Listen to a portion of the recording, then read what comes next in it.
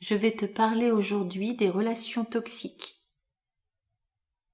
C'est un sujet important parce qu'on a tous autour de nous, ou à un moment donné, on va forcément rencontrer une relation qui ne nous convient pas et une relation qui peut-être va nous mettre en souffrance. J'aimerais te donner les clés aujourd'hui pour vraiment reconnaître ce qu'est une relation toxique. Si tu vis une relation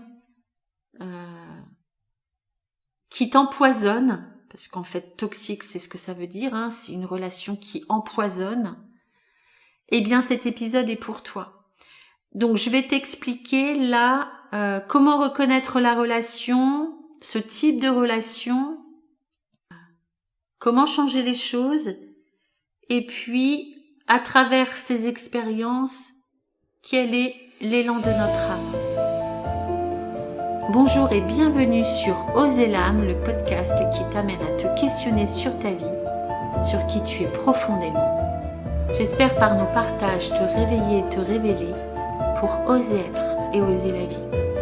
Mon nom est Betty Tutrice, je suis passionnée par l'être humain, la psychologie et la spiritualité. Je suis formatrice à l'ISPIA, en psychogénéalogie, psycho-énergétique. Et j'enseigne également d'autres approches. Je suis également autrice de la médiumnité spirituelle. J'espère te donner des clés qui te permettront d'ouvrir ton cœur pour laisser chanter ton âme. Chaque épisode est une invitation à l'introspection pour exprimer plus librement toutes les parts de ton être. Alors commençons par clarifier une distinction essentielle. Celle entre une personne toxique et une relation toxique. Une personne toxique est caractérisée par son incapacité à se remettre en question, sa tendance à rejeter la responsabilité sur les autres et à dévaloriser constamment son entourage. Alors, je suis certaine que quand je te décris ce type de personne, sans doute que là tu penses au pervers narcissique. C'est vrai, tout ça, ce sont les caractéristiques du pervers narcissique. Ce que je te propose là dans cet épisode, c'est de vraiment t'expliquer déjà ce qu'est une relation toxique. Et dans l'épisode prochain, je vais vraiment détailler tout ce qui est trouble de la personnalité. Alors on y inclut le pervers narcissique. Mais je trouve que c'est un terme qui est un peu à la mode et parfois il y a une confusion et du coup on passe à côté de certaines caractéristiques qu'on nomme des troubles de la personnalité et qui décrivent des personnes toxiques avec des caractéristiques quand même différentes. Donc là, je vais te parler de ce qu'est la relation toxique. Donc toxique, ça veut dire poison. C'est une relation qu'on vit et qui nous empoisonne. Donc, ce type de relation nuit souvent d'ailleurs à notre estime de soi. Souvent, cela nous plonge dans un cycle de négativité. On vit une perte d'énergie. Ça peut même affecter notre santé physique et psychique. Donc déjà, si tu te trouves dans une relation qui t'épuise, au lieu de t'épanouir, souvent, quand on vit une relation comme ça, c'est le moment de s'interroger en fait.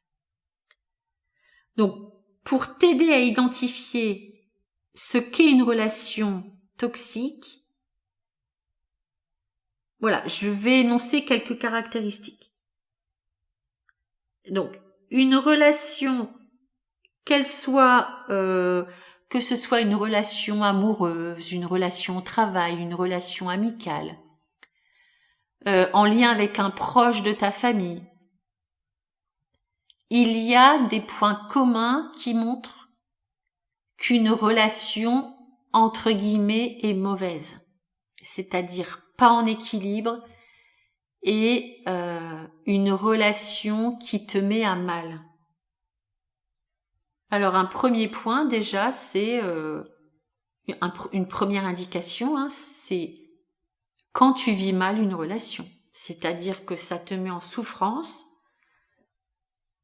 ça te met dans l'angoisse, ça te met dans la dévalorisation. Voilà. Déjà, il y a ces premiers indices. Ensuite, il y a des points bien précis à identifier. C'est-à-dire que si dans la relation, la négativité prend le dessus. C'est-à-dire que si tu es dans une relation avec plus de négativité que de positivité, alors il y a un problème. Là, je pense par exemple aux relations où... alors, quand je dis le partenaire, c'est dans n'importe quelle sphère de ta vie. Une relation où le partenaire, par exemple, vit des addictions. Une relation où le partenaire est complètement envahi par une souffrance, de la négativité, une noirceur. Voilà, tout ça, ça questionne. Alors bien évidemment, parfois, les partenaires ou le partenaire vit un moment difficile, on va dire il est au creux de la vague. Attention, ce que je vais dire là, ça veut dire que c'est pas juste un indice qui est isolé. Ce qui définit une relation toxique, c'est quand il y a une accumulation de différents indices et que la personne est dans une incapacité à se remettre en question. On peut côtoyer quelqu'un qui a une addiction à l'alcool, par exemple, et qui à un moment donné va avoir le déclic et va se remettre en marche, va rebondir, va être dans un processus de résilience.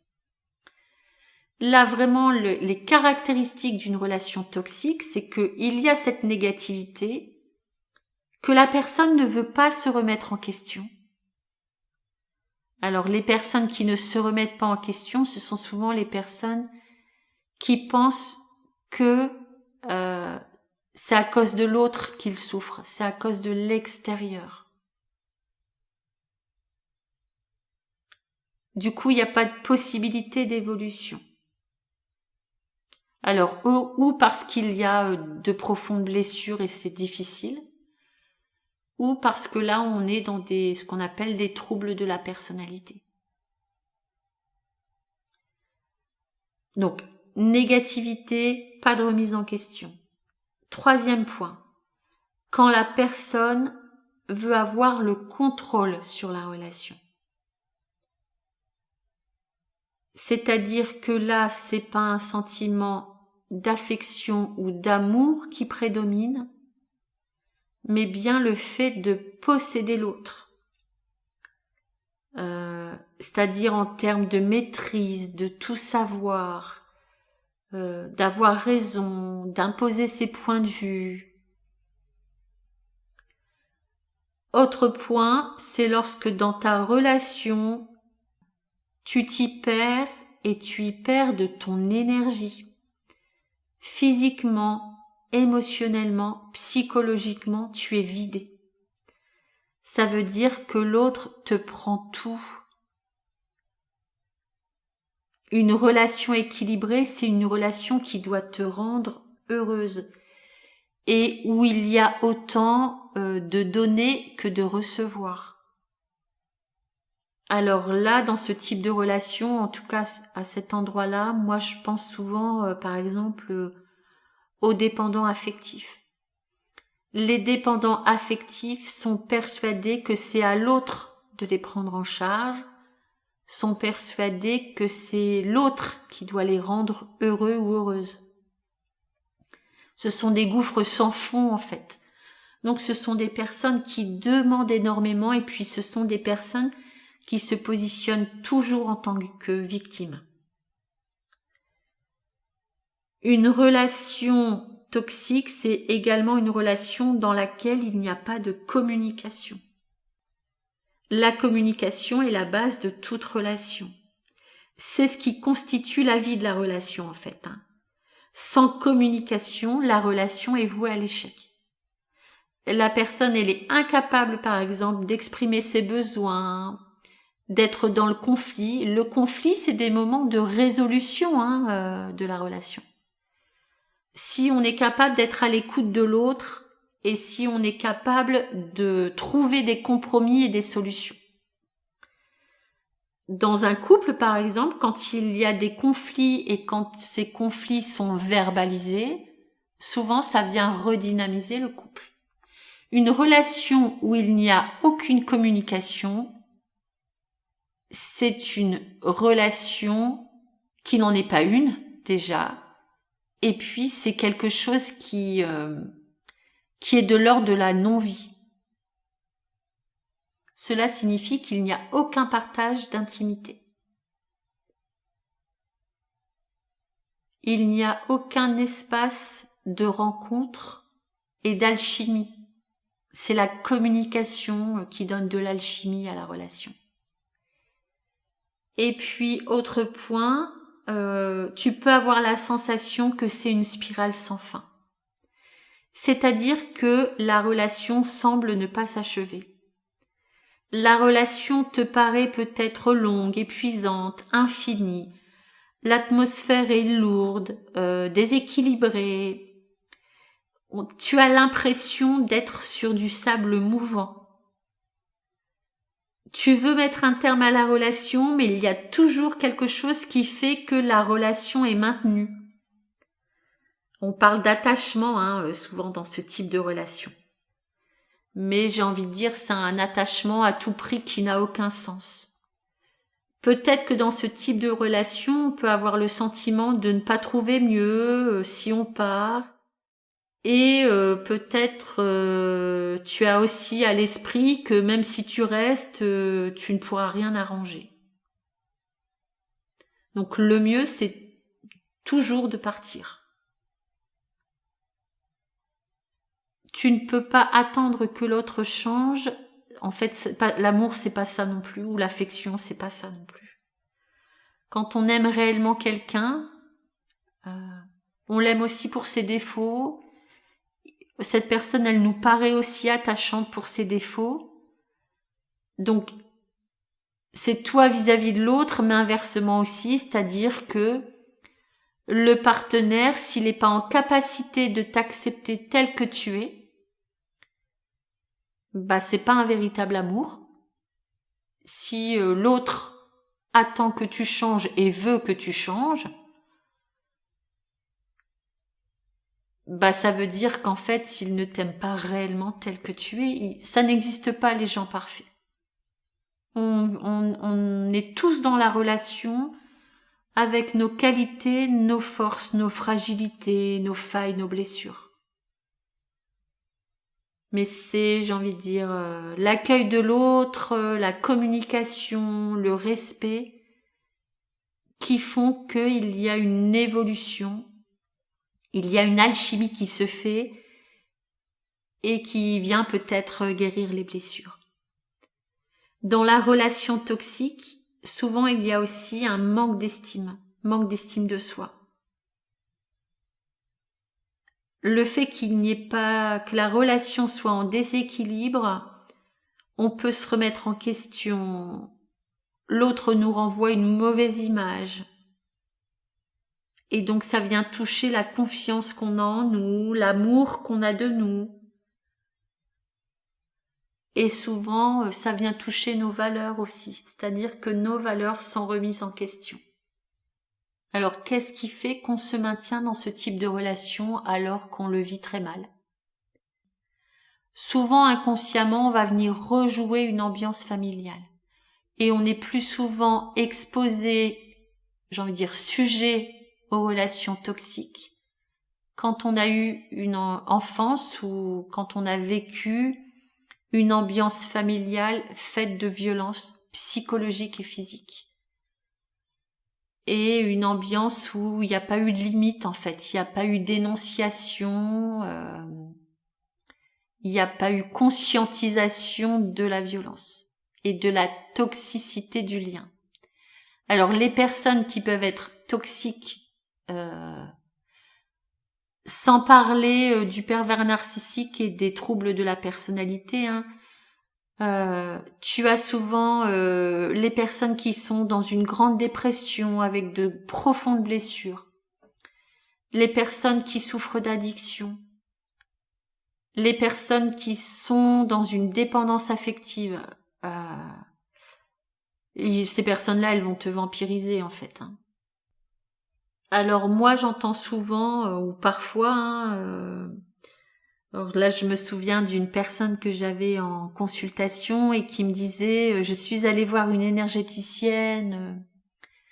Avec mon mari, c'est complètement toxique. On n'arrête pas de se crier dessus. Il me donne des gifles, je lui rends. J'ai bien identifié que lui et moi, on était dans une dépendance affective, on n'arrive pas à s'en sortir. Et l'énergéticienne me dit que c'est karmique. Et donc, moi j'entends ça et je demande à la personne, et donc c'est karmique, ça veut dire quoi? Et ma cliente me dit, si c'est karmique, ça veut dire qu'en fait, on a quelque chose à régler dans la relation. Donc je dois rester avec lui, parce qu'on a quelque chose à faire ensemble. Et je me dis non, mais en fait, c'est pas possible. Parce que karmique, ça veut pas dire qu'on doit maintenir la relation et continuer dans la violence pour essayer de régler je ne sais pas quoi. Si la relation est toxique, la seule chose à faire, c'est de rompre, c'est de prendre de la distance. Tu ne peux pas sauver l'autre. Chacun son chemin. À un moment donné, il faut pouvoir dire stop à la violence, stop au poison. Et l'élan de notre âme, il est là. Et j'ai envie de dire même en termes de mission karmique, le karma, ça veut pas dire qu'on doit continuer les choses, c'est au contraire, c'est on constate ce qui est, et c'est comme du jardinage. La question à se poser, c'est qu'est-ce que je peux faire pour moi qui va amener de l'équilibre? Eh bien, ce qu'on peut faire là, tout simplement, c'est de dire « Ok, j'arrête les frais. Ok, j'arrête là. » La violence, là, je la repère. La toxicité, là, je la repère. Et quand on est capable de faire ça, eh bien là, il y a quelque chose qui s'ouvre à l'intérieur de nous, qui est l'expression de notre âme. Qui est l'élan de notre âme. Et notre âme, vraiment, le chant de notre âme, c'est de dire non. Là, je pense au mouvement MeToo, par exemple. C'est un élan collectif d'âme, de femme qui dit c'est stop au massacre. Stop à la dévalorisation du féminin. L'âme nous pousse à mettre des limites. L'âme nous pousse à dire non pour se dire oui à soi, pour dire oui au respect, oui à la bienveillance. Donc l'expérience ou l'élan de notre âme, moi je préfère dire l'élan de notre âme parce qu'il y a quelque chose qui est de l'expression de notre âme dans l'expérience. Dans la relation toxique, l'élan de notre âme, c'est de nous positionner. C'est-à-dire de rompre, de s'éloigner, de mettre des limites, de dire non, c'est ce que je viens d'expliquer, c'est vraiment de dire non. Et c'est de faire ce qui est bon pour nous. Souvent, on vit une relation toxique parce que on réactive les blessures de notre cœur, en fait. Or, peut-être de notre cœur d'enfant, parce que la toxicité, la violence, la dévalorisation, le non-respect, on l'a rencontré dans notre famille. Peut-être on est arrivé au monde avec ça, et tout l'élan de vie à l'intérieur de nous, c'est d'amener vraiment de l'amour pour soi, de l'amour peut-être pour le féminin, mais en tout cas de mettre des limites et de dire ça dans ma vie, j'en veux plus. Donc je te propose au prochain épisode de détailler tout ce qui est vraiment personnages toxiques, qui sont de l'ordre des troubles de la personnalité. Et pour chaque trouble, chaque relation, pareil, je vais t'indiquer un peu quel est l'élan de notre âme. Qu'est-ce qui se joue là avec ce type de personne. Donc j'espère que cet épisode t'a plu. Si tu veux me soutenir, abonne-toi au podcast, inscris-toi à la newsletter Ishpia, retrouve-moi sur les réseaux sociaux. N'hésite pas à me partager tes expériences, à m'envoyer des messages. Et je te dis à lundi prochain pour la suite de cet épisode. À bientôt!